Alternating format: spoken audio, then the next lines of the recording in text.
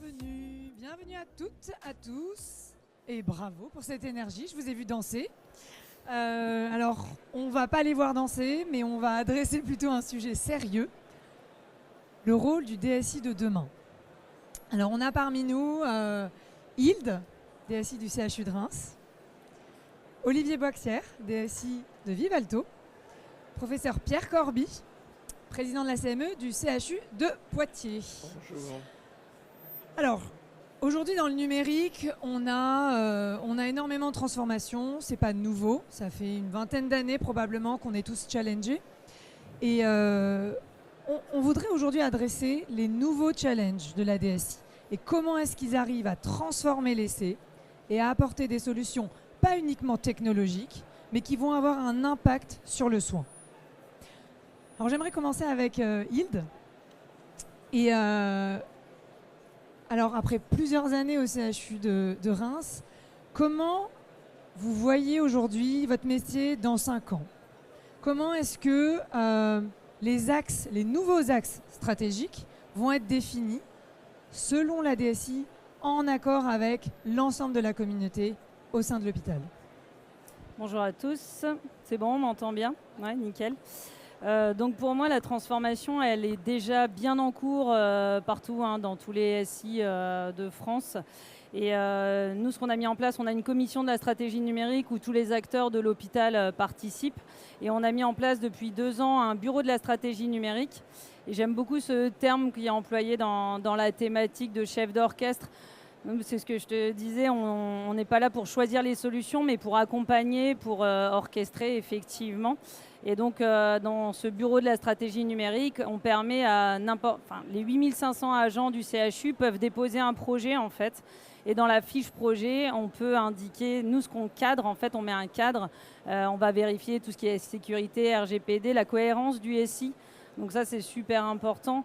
Revoir le process interne, parce qu'on en parle beaucoup au niveau de l'IA, et pour moi, ça a toujours été vrai. N'importe quel outil numérique, c'est hyper important de revoir le process et pas essayer de copier-coller le process qui est en soin, de l'appliquer à mettre un outil. Et donc, c'est vrai avec les outils d'IA, mais c'est vrai avec les outils numériques. Et donc, on fait ces bureaux tous les 2-3 mois. Pour revoir ensemble les projets et décider ensemble les projets qu'on va prioriser et déployer sur le terrain. Ouais, il y a un petit... désolé. Donc ça tourne super bien. On est un peu victime de notre succès parce qu'on a au moins 70 projets en attente. Mais ça tourne bien. Et donc dans 5 ans, moi, ce que je souhaite vraiment, c'est récolter les fruits parce que tout ça, ça prend du temps, évidemment. Donc ce que je vois dans 5 ans, c'est qu'ensemble, avec les services de soins, on réussisse à mettre tout ça en place et tous les outils derrière. Et voilà. Merci Hilde. Donc, il y a quand même un cadre qui a été mis en place qui permet en fait à l'ensemble de la communauté d'arriver avec des idées et d'en faire de vrais projets. Et ça, est-ce que c'est fait partout? Professeur Corby, une question peut-être, vous qui avez, on va dire, vu l'évolution des systèmes d'information, comment la transformation digitale, elle a vraiment été impactante? Alors, ça a été une formidable liberté.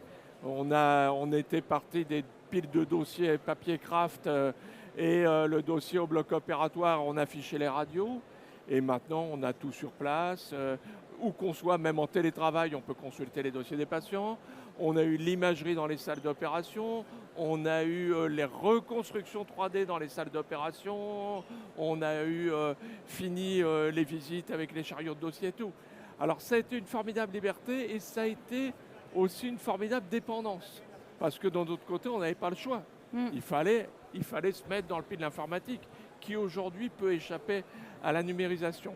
Et ça a été quand même une contrainte et on a vu un petit peu les soignants parfois disparaître derrière les pupitres, se battre un peu avec les PC, se battre un peu avec les solutions informatiques.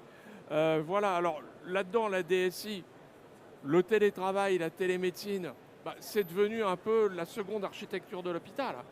C'est la construction de l'hôpital de demain, puisqu'on sera même capable de faire de la santé hors les murs. Les challenges, vous l'avez dit, c'est l'interconnexion des entrepôts de données de santé, c'est l'utilisation, la promesse de l'IA. Oui. Est-ce que tout ça va rouler très bien, va descendre un peu comme la luge sur une piste de ski? On ne sait pas trop. Hein, voilà. Et on est encore sur les questionnements. Est-ce qu'on aura le gain de productivité de temps du soignant par rapport à l'informatique, ce qui a été une déception? Est-ce qu'on a la bonne interopérabilité des systèmes qui a été un peu, qui nous a laissé sur notre faim, puisqu'on a toujours des données informatiques qui ne sont pas intégrables actuellement sur les systèmes informatiques. Bref, toujours contrainte, liberté, dépendance. Merci, c'est très intéressant d'avoir cette perspective. Donc, contrainte, dépendance, liberté, mais aussi innovation. Donc, comment on arrive à jongler avec tout ça? Et un dernier point qui était le volet interopérabilité. Un volet très important parce qu'on évolue, on rajoute des systèmes, on rajoute des idées formidables, mais comment on s'assure qu'ils sont interopérables? C'est un très bon point, je cherche vraiment à le rappeler. Et Olivier, donc question probablement un peu plus sur la singularité que toi, tu as pu mettre en œuvre au sein de ton hôpital et aussi cette idée de temporalité. Comment toi, tu as pu avancer avec des nouvelles technologies? Alors, je ne sais pas si on m'entend bien. Pas très bien. Ouais. Pardon, attends, je vais couper là parce que sinon ça va. Oui, c'est mieux là. Ouais. En fait, Vivalto Santé, c'est un groupe de santé privé, effectivement, et je rejoins complètement ce que vous avez dit. Effectivement, on a des approches très similaires finalement. Hein. Secteur privé, secteur public, il n'y a pas tant de différence que ça sur ces sujets-là. Peut-être la singularité de Vivalto, on est entreprise à mission et on a une deuxième dimension, c'est une dimension internationale. Et c'est vrai que par rapport à la question du DSI, stratège, chef d'orchestre, on aime beaucoup voir ce qui sera attendu d'une DSI demain. Et on a pu le voir de notre côté, par exemple, on a eu l'occasion d'en parler, c'est la partie espagnole. On a la chance d'être propriétaire d'un groupe espagnol qui travaille beaucoup sur la dotation populationnelle, sur le fait d'apporter une santé populationnelle avec une démarche de gestion de la santé du patient. Et donc on voit bien que ces apports d'idées qui peuvent être internes, comme le disait Hilde tout à l'heure, dans nos établissements, nos professionnels de santé nous apportent des idées, mais on se nourrit aussi beaucoup de ce qu'il y a dans l'écosystème, y compris européen.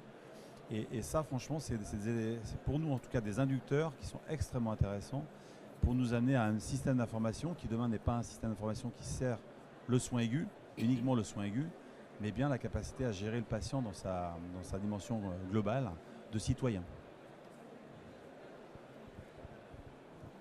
Merci beaucoup Olivier. Je pense que c'était intéressant de voir ici, dans la perspective du DSI stratège, chef d'orchestre pour les 5 prochaines années, de voir des perspectives un peu différentes, mais aussi pas uniquement la perspective du DSI et de son rôle de demain, mais la perspective finalement du secteur clinique qui n'a pas eu vraiment le choix que de rentrer dans cette digitalisation et la manière dont ils l'ont vécu, on va dire, dans les 20 dernières années, mais surtout comment aujourd'hui ils vont pouvoir avoir un impact sur les choix qui vont être faits au sein de les directions. Une dernière question peut-être pour Hilde sur les priorités que vous avez mis en place donc, au CHU et peut-être aussi ta vision au global, plutôt stratégique sur le CHU de demain en France. Bah, du coup, moi, ce que j'aimerais, c'est au lieu de faire descendre la luge, la faire remonter, repartir. On en parle beaucoup, mais redonner du temps aux soignants, moi, c'est ma priorité. Je ne suis pas là du tout pour la technique. On travaille vraiment sur les organisations. Et je pense que le système de santé en France a vraiment, vraiment besoin d'évoluer vers de la prévention, du parcours avec la ville. Et je pense que, évidemment, les outils numériques, on est le levier pour mettre tout ça en place. Et donc, ça, pour moi, c'est la priorité. Il faut qu'on atteigne ça dans les 5 ans à venir. Professeur Corpi, peut-être pour clore le débat, en tant que PCME, comment est-ce que vous arrivez à vous assurer que l'axe stratégique qui sera pris sur ces choix de digital seront en accord ou en tout cas auront un vrai impact clinique? Et donc dans l'approche en fait, de la digitalisation qui est maintenant de l'innovation très rapide, comment on s'assure ou comment vous vous assurez avec vos collègues médecins que l'impact qui est évalué sera un impact clinique? Alors, la demande numérique est énorme surtout à l'époque de l'IA, elle est énorme. m'assurer que ça aura un bénéfice. Je ne suis pas sûr que je suis en capacité de le faire, moi petit PCME et moi docteur. Il faut éviter, à mon avis, le moins de casse possible. Il y aura des laissés pour compte dans les systèmes d'IA, il y aura des laissés pour compte dans les exploitations. On le sait, hein, puisqu'on a à peu près, on sait qu'il y a des systèmes qui ne sont pas fonctionnels. On n'a pas la même architecture de décision, mais on a une commission de déontologie et du numérique et d'application du numérique. On a bien sûr une commission sur les EDS et c'est le dialogue, l'intelligence collective, la participation de tous plus que jamais dans les corps de métier qui feront faire les meilleurs choix ou peut-être les moins mauvais. Moi, je reste très prudent sur le numérique. On voit le côté très pragmatique des médecins. Et merci en tout cas. Mais en tout cas, pas négatif vis-à-vis de la technologie. Et je pense que ça, c'est à relever. Et on a vu les bénéfices et on continue à challenger. Et je pense que c'est très sain, pour le coup, pour nous autres d'ailleurs, éditeurs de logiciels. Un dernier mot pour la fin, Olivier, sur le concept de temporalité. Donc, on a mis 20 ans à arriver à des systèmes qui étaient digitaux à peu près. Et comme disait le professeur Corby, on a encore des systèmes qui ne sont toujours pas interopérés avec le reste des autres. Niveau de temporalité, est-ce qu'on a gagné? Est-ce qu'on va plus vite? Est-ce qu'on ira plus vite? Ou est-ce que finalement, on va en fait en revenir et se dire que l'IA n'aura pas tout changé? Merci Abel. Alors oui, effectivement, la notion de temps a beaucoup changé, effectivement.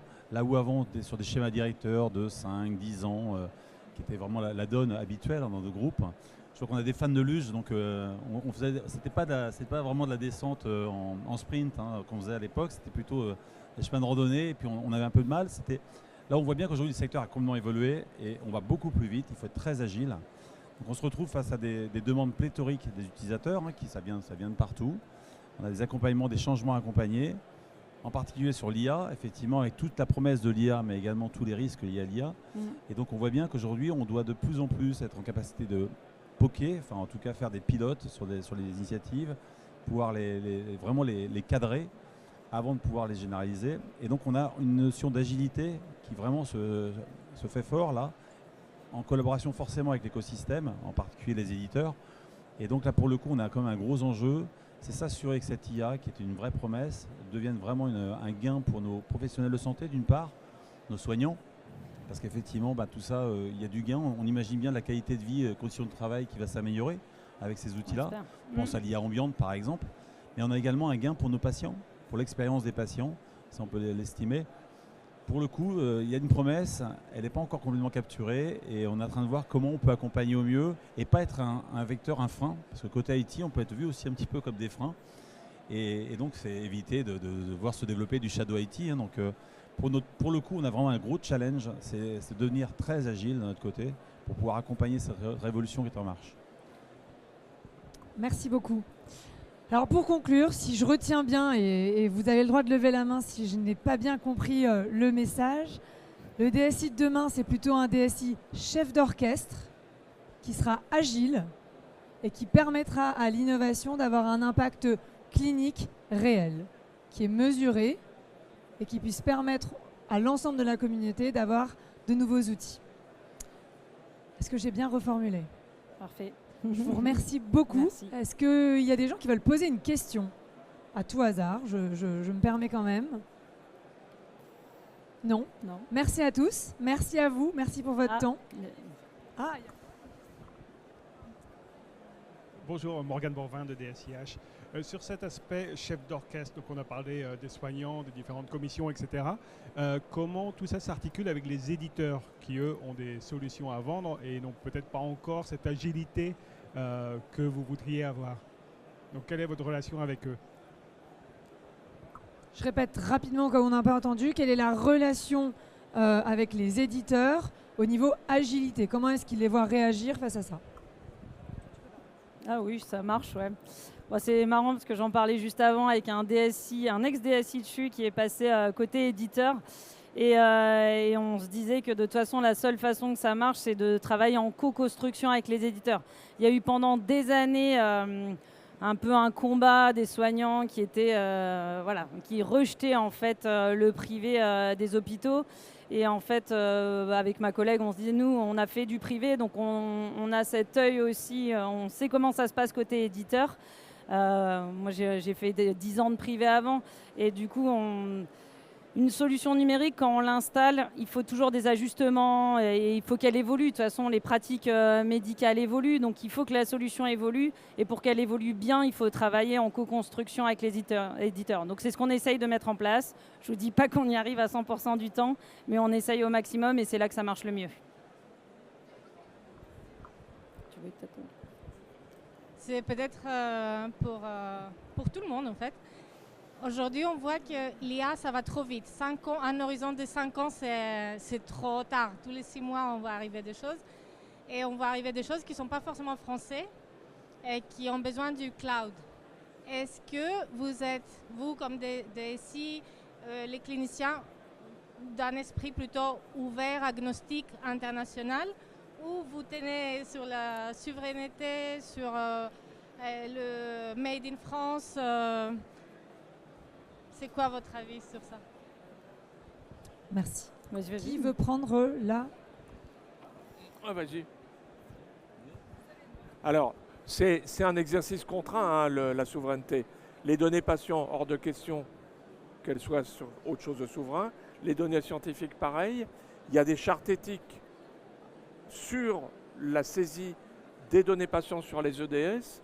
Donc là-dedans, la souveraineté, c'est un exercice où on n'a pas trop de choix, même si on sait que de toute façon, une partie sera utilisée à droite, à gauche et finira par fuir. Mais l'intention est là, on doit être sur des systèmes souverains, à mon sens. Tout à fait en phase avec ça. Et alors, sur le sujet, effectivement, on n'empêchera pas l'IA de se mettre en place. Le risque, c'est du shadow IT, parce que si on refuse trop la solution externe, elle arrivera de toute façon, elle nous échappera. Donc on travaille beaucoup avec le compliance, la direction compliance juridique. Ça c'est sûr, effectivement, il y a un cadre. Et de notre côté, en tout cas, on travaille avec une grille qui est une grille d'évaluation pour voir les réponses techniques apportées par la solution, tant en mode d'hébergement que d'utilisation des données ou autre, utilisation secondaire. Mais d'autre part, on travaille aussi sur des solutions pour faire en sorte que les éditeurs étrangers, mais éventuellement français, qui ont besoin d'avoir malgré tout un recours au cloud pour des services, des microservices éventuellement à opérer sur de l'IA, on puisse leur servir de la donnée, mais que la donnée anonymisée pour le coup. Donc on s'assure que de notre côté on-premise, on anonymise avant de servir la donnée à l'extérieur. Ouais, je veux bien compléter parce que nous, c'est assez singulier ce qu'on fait. Du coup, dans les critères dont je parlais, quand on fait une demande de projet, on priorise justement les solutions françaises. Et pour l'instant, on a réussi à toujours éviter le cloud.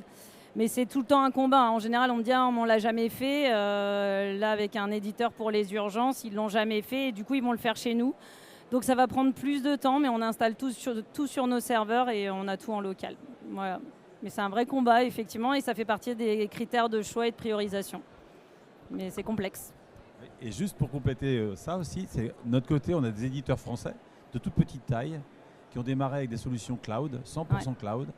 Et effectivement, on les amène à réfléchir sur une approche on-premise, installée dans nos infrastructures, comment on peut mettre à disposition l'infrastructure qui va vous permettre de faire la même chose, mais sur du on-premise. On les accompagne. C'est souvent des microstructures pour lesquelles la partie compliance est un petit peu légère. En tout cas, ça ne répond pas forcément au départ, donc on est content de les accompagner et de leur permettre de le faire dans nos infrastructures. Merci. Je vais me permettre de répondre également en tant qu'éditeur. Vous imaginez les chefs d'orchestre, alors on parlait d'agilité, alors imaginez quand le CHU de Reims nous dit qu'en plus d'être agile, il faut redévelopper nos solutions pour qu'elles soient on-prem. C'est intéressant parce qu'on veut couvrir l'ensemble du territoire, on veut couvrir l'ensemble des besoins et donc on a besoin d'être agile également, on n'a pas le choix. Et par contre, la question de la souveraineté, on a parlé de cloud. Le cloud n'est pas forcément étranger, attention. Ce sont deux notions différentes. Donc, on peut être dans le cloud en France. Donc, voilà, ça c'est vraiment hyper important à mon sens. Le dernier point, c'est sur cette souveraineté. Il y a une souveraineté alors française. Il y a aussi une souveraineté. Il y a un concept de souveraineté européenne. On a un cadre réglementaire aujourd'hui qui est dans un cadre européen qui est très avancé. Et en tout cas, vis-à-vis de l'IA, je pense qu'il va falloir qu'on soit intelligent et pas complètement bloqué sur uniquement nos frontières. Parce que demain, et j'appelle ça la souveraineté cognitive, c'est-à-dire les données sur lesquelles on va former nos IA européennes et nos IA françaises, elles doivent s'étendre un peu plus au-delà des frontières françaises. Et donc si on peut travailler avec l'Europe, je pense que c'est beaucoup plus intéressant pour l'avenir des soignants et des solutions qu'on va leur proposer. Et donc voilà, donc c'est vraiment un concept, donc souveraineté de données, clairement, cloud français, ça existe. Voilà. Merci à tous, Merci. encore une fois, merci à vous et rendez-vous à la prochaine table ronde.